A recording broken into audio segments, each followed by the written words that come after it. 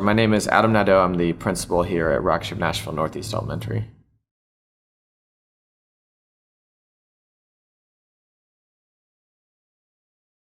From the beginning of our school, from our school board hearing, charter applications, everything else, I have been always been the principal of this school. I was involved with our charter application. I was involved with kind of all of the planning that we've done over the last 2 years to get the school opened. I actually grew up here in Nashville and taught around the corner for many years here before joining Rocketship and planning on opening an elementary school here.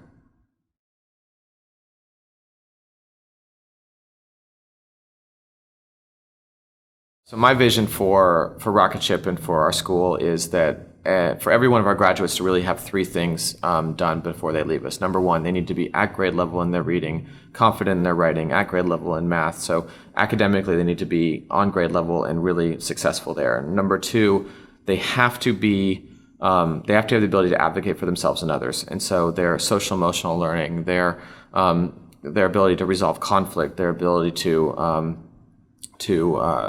really be successful socially and not just academically is number two. And number three, every single one of our families has to have the confidence to advocate for their children, for their family, through actual practice at our schools. And so families, the engagement piece is not just about are they engaged, are they involved, but are they getting practice advocating for their kids? They know what high quality instruction looks like so they can continue to advocate as their kids move on into middle school and high school.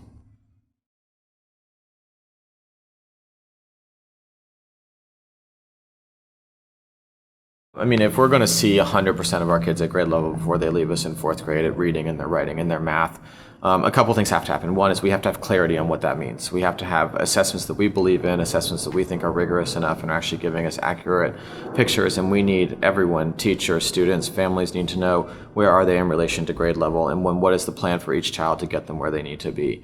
Having the data is one thing, then building plans for kids and making sure they're getting what they need to get there is a second one.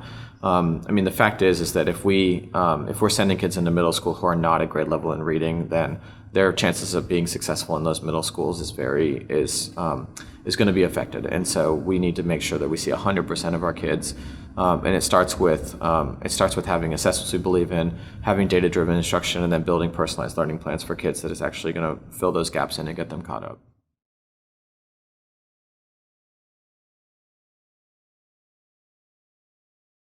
Yeah, absolutely. Like, I am responsible for the academic achievement of our students. If anyone in this campus said something different, like, they probably wouldn't have chosen to teach at a place like Rocketship. This is about putting support systems in place for kids, academically, socially, emotionally. A lot of our community work it really comes down to the notion of children will be every child can succeed, every child can grow, every child can be very successful. What does the support system around them look like? What is their instruction looking like? What is the mental health supports they need? What does that look like for children that need that? How are we supporting families to support their child around things like homework, around things like when there's conflict or a child is struggling? How are they advocating for their child when something needs to get changed or when something's not working, or whatever it is? And I think that my role as a principal, my role as an instructional leader, my role as a leader in our community. If I fail in any way or if I struggle in any way, it's going to get felt in every one of our children. And so I'm absolutely responsible, and I think that everyone here probably has that same attitude when it comes to student achievement, even at the individual level.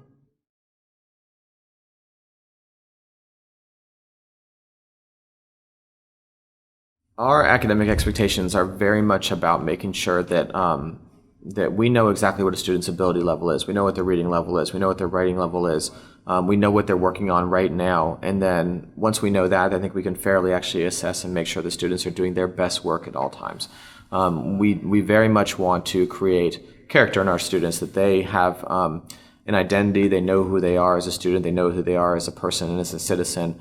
And then they're not switching out of that. They'll always be doing what it is that they know to be right. So every time they read, they are using the habits that good readers have, that they're practicing the skills and strategies that they need to grow on to get to that next level, that they're, when they're writing, that every time they write, whether they're, writing an opinion piece that's very formal, or they're writing, a note to their teacher. They're working on those same skills that they have. And so I think it starts with having clarity about where a child's individual level is. And then number two, it's actually being willing to, enforce and expect students to always do their best work.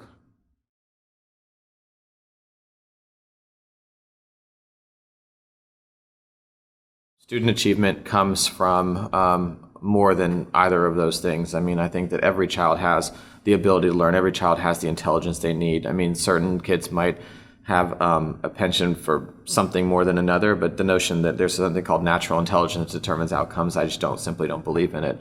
I think every child has that. I think hard work is a little bit too simplified a way of putting it. Grit's too simplified. This is really about our kids getting access to high quality instruction, our kids getting access to the supports that they specifically need to grow. And are they engaging in those things? I think there is a part of this that, are they responding to challenge in a positive way? Yes. Are they willing to work hard when necessary? Absolutely. Will that by itself solve children's problems? No. We need to make sure we're setting kids up to have access to the right things, that they're getting exposed to new material, the instruction is working, the practice and master is where it needs to be. We have extension activities that are really pushing kids. They're becoming more independent in their learning over time. But there needs to be something more than either of those things when it comes to really setting them up to be successful in the support systems they need.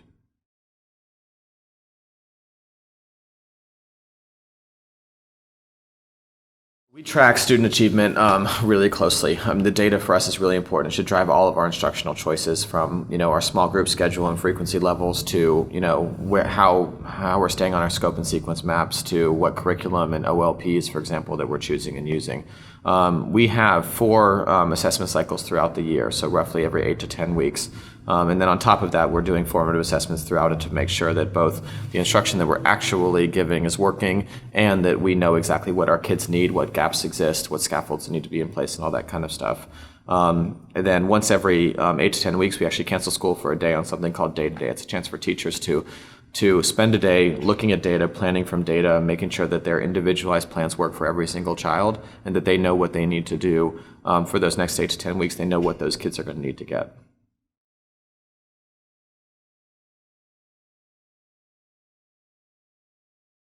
Our behavioral expectations, I think that one of the things in our schools that's important to us is that kids have a level of independence, kids have a level of decision making and choice making that enables them to make enough choices that we can actually teach from those choices. I think one of the things that in our schools you will not see is such a strict behavior management system that every child does the same thing and choices are made for them all the time.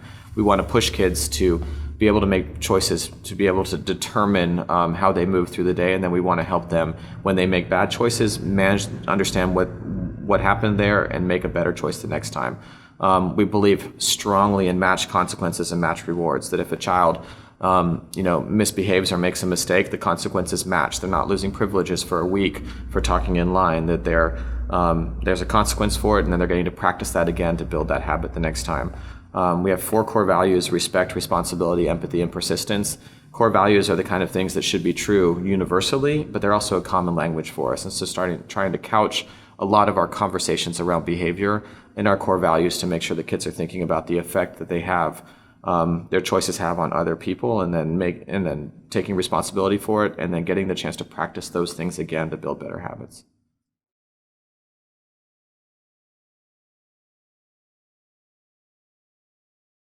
I would say the enforcement of rules in our school is, it has to be fair, I guess, number one. Even to back it up, rules and expectations have to be clear for kids. They need to understand what the rules are and understand what the expectations are, and then we need to enforce them fairly and consistently. In our schools, kids actually have multiple teachers. They see multiple spaces. They've got multiple classroom teachers, between their humanities and their math classes. They see enrichments. They spend time in the learning lab. They have PE. They have recess. Our rules have to be consistent in the way that we respond to infractions. The way we both enforce rules and celebrate has to be consistent, so our kids don't code switch. Our kids don't act one way in one space, a different way in another space, and learn how to be good actors. If we're trying to create in kids a deep sense of character, if we're trying to create an ability for kids to operate in this world the same way no matter what they're in front of, it's on us to be very consistent, to be very matched in how we respond to misbehavior or enforce rules. I would say the other thing that's important for our rules have to have a why component. If we can't justify why a rule exists, if we can't say our hallways need to be silent, and we can't give a child a reason that makes sense to them, we really need to wonder whether it should be a rule or not. And so we really think a lot at Rocketship about what do our rules mean, what's the purpose of them, and then how do we actually communicate that why to kids so that they understand not just, I'm going to follow the rules because someone told me to. I'm going to follow the rules because I understand why I should do that and the effect it has on my community or my neighbors.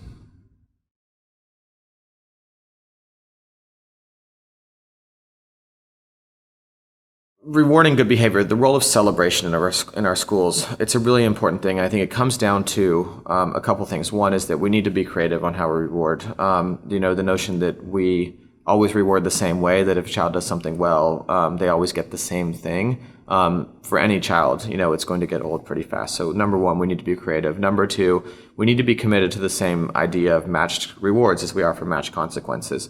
If a child does something well, they should get a celebration or whatever that is very much matched to what it is that they did.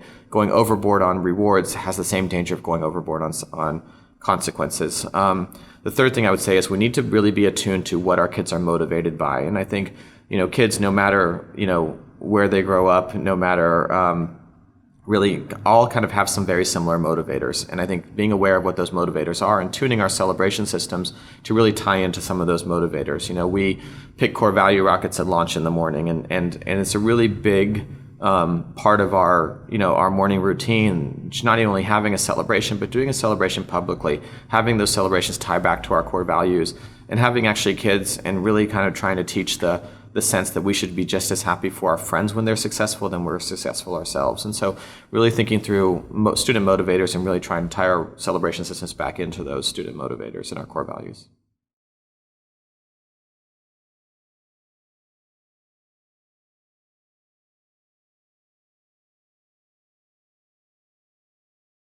My number one job as a principal and that of my assistant principals is instructional leadership. It's developing our staff members to be not better teachers as much as more complete teachers, of actually really pushing them to not just build their practice but expand their practice, to take on new challenges, to be working in things that they might not have much experience in through their role as teachers or their staff members on our campus.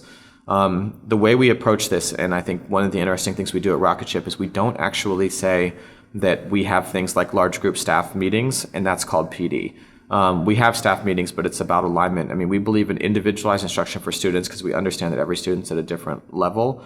Same thing is true for our staff and our teachers. Our professional development for our teachers should be individualized. We should know exactly where teachers are in their growth and their development. We should be offering support and coaching that actually matches what they need. We should have clarity on what their focus areas are. We should have clarity on the things that they want to grow in, and we should be providing that support at an individualized level.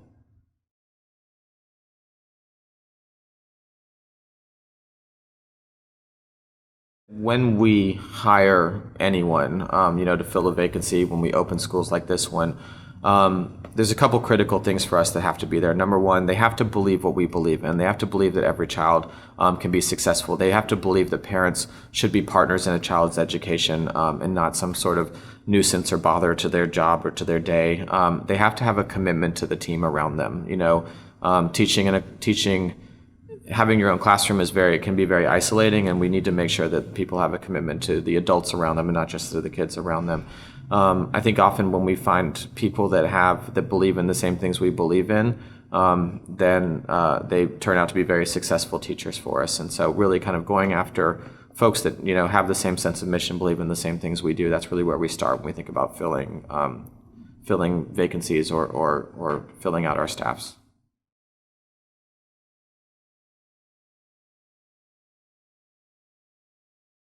Our evaluation system is clear for our teachers. It's clear from the beginning of the year. They know exactly what data points we care about that are most important, that are most indicative of student success. They know what their focus areas are. They know what they're working on. And so there's a high level of clarity from both an evaluation standpoint. Data is also very public for us, and so we all know kind of where we stand. We know exactly where kids are.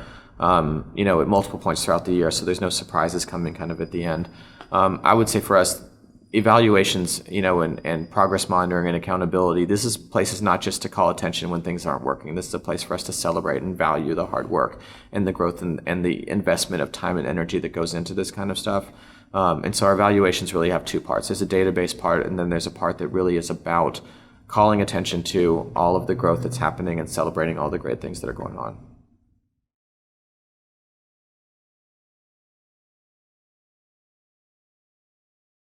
We engage families in our school. I actually have a little bit of an issue with this question because I don't think the word engage is nearly strong enough for this. I think we expect our parents to be partners with us in their child's education, and we expect a deep level of partnership between families and the school. We actually have a 30 parent partnership hour requirement that we ask every family to put the minimum of 30 hours into their child's education on a yearly basis. And the interesting thing about that expectation is that a lot of parents hear about it and they get very nervous. Well, what if I don't meet my 30 hours? And what if there's some reason that I only get to 25 hours or 20 hours? Is my child going to be in trouble, or am I going to be in trouble? And I ask this question, one of the first times families meet us, and I say, who's in trouble if you don't hit your 30 hours? And the last person they guess is the right answer. And really the answer is me, and the answer is teachers. It is our job to make sure that we're helping families get involved. We're helping families find places where they can get involved, and working around work schedules and childcare and transportation and health issues and all the other myriad reasons it's difficult to get involved in child's education.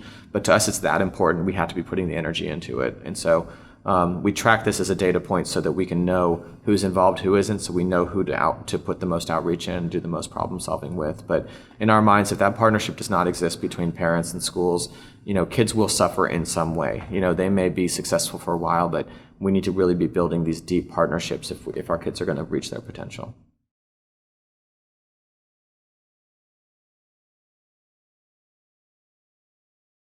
I'm available to parents pretty much always. I don't think there's a parent in the school who doesn't have my cell phone number, which I think is important. I think that the role of a principal in schools is not to be the first call a parent makes. We expect our parents to work with teachers if things come up. If they have questions, if they need something fixed, if they have concerns, they should talk to teachers. And that partnership should exist. If something doesn't get changed, or if they're not getting what they need, that's when I come in. That's when I get involved. But I also encourage families to talk to teachers directly, because for the most part, that's where most of the conversations need to happen. I would say beyond that, I have a couple routines that I do that are important to me. I have parent coffees every other week, invite parents up to bring their own questions of me, to share feedback about the school, to ask questions about and to bring ideas on things that we could be doing better or things we could be doing more to actually make our school a better place, both for kids and for families. We run a community meeting every month that I run as the principal, that we pick one topic and really delve into it deeply as a community. And the point of that is not for parents to come in and hear me lecture like a college professor on what I believe. The point is for us to have a conversation as a community about something that is important. We have one next Tuesday that's on the role of homework. And it's not just about what we do for homework and why we do what we do is right and why what we do is what they should do. It's really actually much more about the role homework should play, how to make sure that homework is working for your child, what to do if homework's not working for your child, and how to build homework routines at home.